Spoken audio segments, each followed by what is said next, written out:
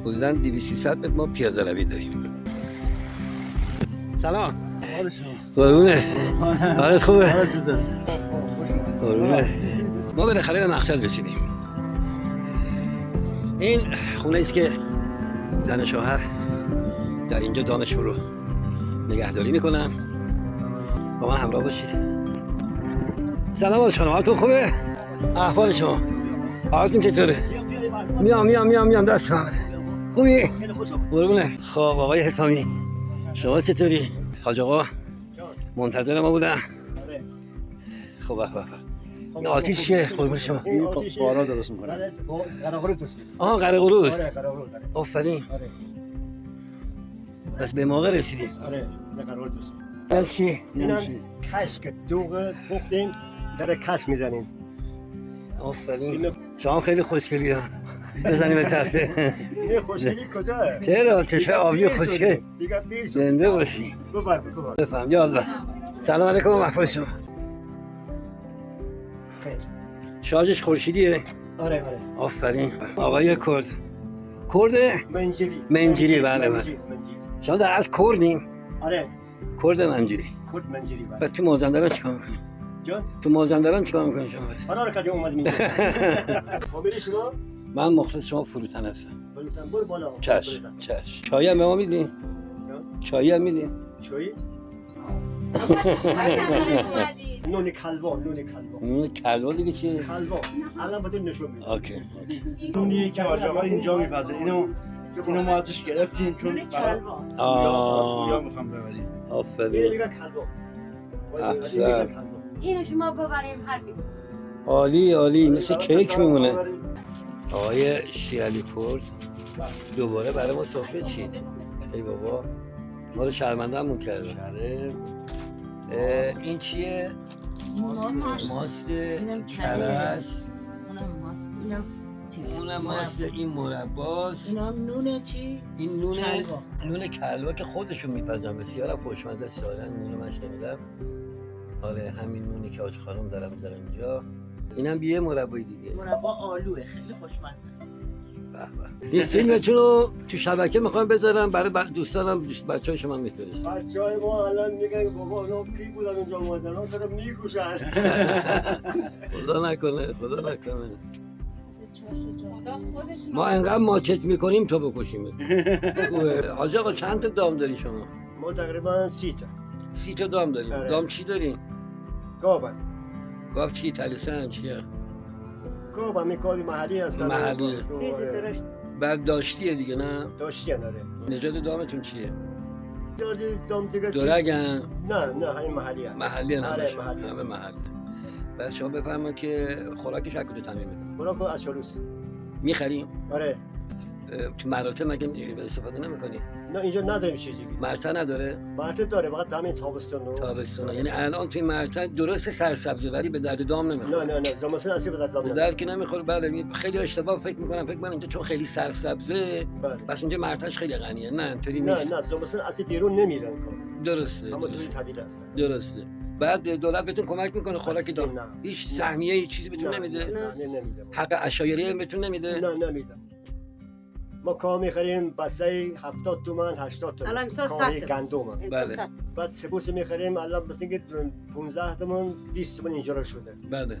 بعد خود کار میخریم. یعنی الان ما تو مرداد ما 1404 اینا مطالب داریم میگی شما. آره. بله. بعدم خود کار بخریم 14 تومن. 14 تومن کیلو. دیگه نمیسره. بعد چیکار کنیم؟ ما هم دیگه فرسوده شدیم و نمیدونیم کار کنیم. مجبوریم اینا داشته باشیم. درآمد بعد ما میخونم برج میایم اینجا. بله. تا برج 27 میریم پایین. خونه. بعد هزینه درمان دامتون چی؟ هزینه درمان گاو مریض بشن میخواد که تلفن بزنیم میان. خب آمپول میزنن اون آمپول هم نمیدونیم خوبم نمیشه اون که مریض شده اینا آمپول زدن بعد شب دیدم که گاو حرام شده. حلب مثلا. عجب. آره این بدبختی. یعنی دام پزشکای منطقه آنچنان که بعد وارد بشن وارد نیستن نه؟ والا نمیدونم وارد باشن یا نباشن ما هم که نمیدونیم ثبات نداریم که این چیه میزنیم. عجب. میزنن ولی همینطوری میرن. دیگه آزمایش بگیرن نمیدونم. نه. اصلا هیچی آزمایش هیچ. خونگیری کنن آزمایش کنن نه. چه میدونم نه. سونوگرافی کنن هیچ کدوم این چیزا رو فقط نداره میاد توی طبیله فقط یه نگاه می‌کنی آمپول میزنه خدا آمپولم نمیدونم از کابم یه تکم نمیخوره این آمپول میزنه خب اینجوری دامداری برای شما مرقوم به صرفه هست جان صرفه داره برای شما دامداری صرف نه نداره قدیما خوب بود ولی الان خوراک نه کابم پرشیر نینگی کابم که خیلی اون شیرو نیستن که شیر داشته باشن که جواب بدن اون نه اینا میفروشیم وسیله کار میخریم بعد شیر رو ایستگاه شیر میاد جمع میکنن شما نه همینجا ماست میزنیم آها بعد کره میزنیم خب اگه شیری که آنتی بیوتیک داشته باشه مریض باشه چجوری متوجه میشین شیر رو ماست بزنید یا نزنید چه اب داره داشته باشه آره آره نه اب نداره چون که اینا خوراک خوب میخورن جوش میزنن جوت میزنن اما گلی اگه میشه خراب بشه در میپزیم نه. ترش میکنه نمیشه همین ماست آره اون چون ترش ماست اصطلاحاً میگن میبره میریزیم توش گاهی اوقات هست آقا ببینید شما بهتر میدونید بله. ماستی که اگه آلوده باشه بله.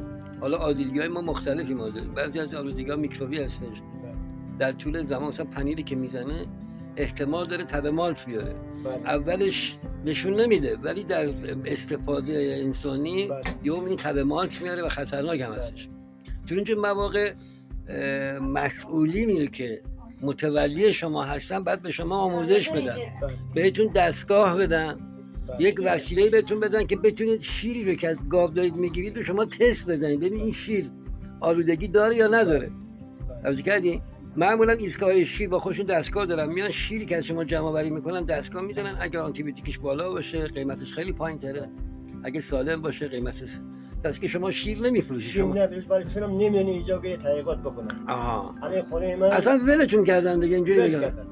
اصلا ما ندیدیم اینجا الان خونه من شیر بخوره ماست بخوره سردرد میگیره اصلا نمیخوره فقط پنیر و نون میخوره امکان داره های تایمات باشه طبیعت آزمایش احتمال آدم داره. بود خب. نیا معمولا توی روستاهایی که امکانات تست شیر نیست و دامدارم نمیتونه با چشم نمیتونه تشخیص بله، بده بله. اینه که این بیماری ها اولین کسانی که بیماری رو میگیرن دور از جون خود صاحبین دام هستن بله. اینه که ما به خیلی از کسایی که دارن شیر محلی میگیرن بهشون سفارش میگیریم که شیر محلی دارید میگیرید سالمشو باشه چون خود دامدارم نمیدونه شیرش سالمه بله. سالم هست یا نه. آره. سینه کاب در میاد نمیدونه تموم شد نمیدونین شما که بله. شما اطلاع ندونید که این کسایی که مسئولین باید به شما آموزش بدن وسیله بدن دستگاه بدن مواد تست بهتون بدن شیرهایی رو که شما میخواین ماست بزنید کشک بزنید دوغ بزنید شما ابتدا باید اون شیر رو تست بکنی اگر سلامت درسته شروع کنی فراوری کردن که متاسفانه نمیکنن این کار نمیاد خدایی نمیاد نمیاد، میدونم. خدایی نمیاد درست میخواد دولت این کارو بکنه بیاد اینجا یا بخواد بیاد یه دکتر برسه اینجا خب ما چی داریم چی نداریم این شیر تشخیص بده ماست تشخیص بده ما هم که بی سوادیم ما میبازیم و ماست میزنیم و یارو تلم بندگیم تلم سلام بله این میریزیم و با بله. دوغ میذاره میگیریم حالا ببینیم سالم یا نیست درست انشالله که دولت توجه کنه حالا بار خود گوش کنه توجه دستتون کنه در نکنه. شما واقعا دارین زحمت میکشین دام مملکت سر پا نگه داشتید به هر خواهش شکلی میکنم اتحاد ما رو پرستن ما ببینیم توی جنگل گرفتاریم یعنی خدایی گرفتار ما بعدا میتونیم از دامتون و اینا عکسی فیلم بگیریم درسته اجازه است که بگیریم دیگه باقی بله کار نداریم خدا خیر اما کمک کنی اما هیچی نمی‌کنی. گفتنی ها رو ما میگیم چون چیزایی که شما دارید میگید و ما تو پیجمون میذاریم ببین حمایت کنه آره ما اینا رو میذاریم اونا که باید بشنون باید بشنون یه خود گوششون سنگینه آره یه ذره گوششون سنگینه حالا یه خود پس گردنشون بخوره شاید گوشش یه خود باز شه. نه خدا ما که نمی‌رسه آره ولی خب توکل به خدا همه اینا ما میگیم توکل به خدا بلکه یه خود دست از این برام و بردارم بپردازم به داخل کشور زنده باشیم توضیح میدیم ما این کارش چیه؟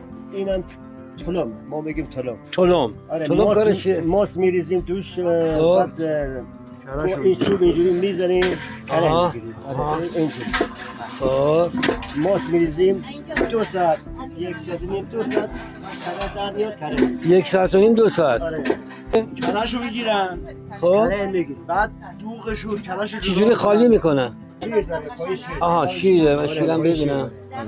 آها این این شیرش دوغ خالی میکنیم خب، توی دیگ کرهشو. میریزیم میپزیم آها این الان اینجا آویزه کشک کشکی آره آره. بعد یعنی این ما دوغ میگیم پدو پگدو این بعد در فردا کشک میزنم بله. اونم آب میریزیم قرقر درست میکنیم. آها. آب دوغ. آب دوغ رو میریزید این قرقر رو درست میکنید. شما بگید که این جنسش چیه این؟ چوب آره بلوطه. بلوط. آره بلوط، چوب بلوط. آخه من دیده بودم توی مشک در میارن. نه اون الان یه برقی هم اومد. آره. برقی مزنان ولی ما اون دوست نداریم. اینجا چیه؟ ما گوساله این آها گوساله ها. ماشاءالله ماشاءالله. فیلم کنم؟ نه نه نه. درخت هم میخوام برم. این درخت ها حاج آقا میدین گوساله ها میخورن. گوساله شب میخورن. این آویزون میکنم این آره. چوبایی که به این تیر آویزونه دیدی؟ آها آها. آره. گوساله ها میخورن. خب چقدر جالب. آها. حاج آقا درخت چی هستش؟ این درخت ما میگیم لیبر. لیبر. آره. اسم محلیش لیبره. آره. نزدیکا این درخت رو آره. محلی ها میکنن آره آره. بعد با شاخش آره. میارن اینجا شاخه میزنیم. روی این آبزون میکنن، گاو ها میان دورش اینا رو شروع میکنن خوردن. گوساله ها. خب حاج خانم دستون درد نکنه. خیلی ممنون. حاج آقا دست شما درد نکنه. آها اینم کشکشه. میزنن خوش میشه. اصلا این الان آره. تره. خوش بشه میشه این. خوشش میشه این. آفرین. اونم گاوهای ما هستن. بله بله بله بله. به به. اینم گاواشه. خیلی خیلی خیلی خوشحال این برگای درخت رو در جنگل، حالا اسمش هم نمیدونم چیه، فیلمشو گرفتم. ببینید به همین شکل نگاه کنید گره خورده اینجا. اینا رو کولشو میندازم، رو کولشو میندازم ببینید، بعد میارن توی طبیله میبندن، آویزون میکنن و گوساله ها شروع میکنن اینو خوردن. بعد که دیگه تموم میشه میمونه به شاخهاش میرسه، به شاخه ها اینا رو میارن بیرون میگیرن. ببینید چقدر این شاخه ها رو بریدن برای احشامشون. اینا فقط به خاطر اینکه خوراک دام ندارن مجبورن به همین شکل دامشون رو تغذیه کنن. شما اینو تصور بکنید خودش یک جنگل درخت اینجا خوابیده. اینجاست که به محیط زیست یه شورایی داره آسیب وارد میشه. این که فکر میکنن در مراتع علف هستش میخورن، خیلی درخت‌ها رو قطع میکنن، برگاشون رو میدن میخورن، شاخه‌هایی که خشک میشه همینجوری کنار جاده اینجوری میریزن و اینجوری محیط زیست ما آسیب میبینه. قابل توجهی مسئولین جهاز کشاورزی، آقایان جهاز کشاورزی کجایید که این چیزا رو ببینید؟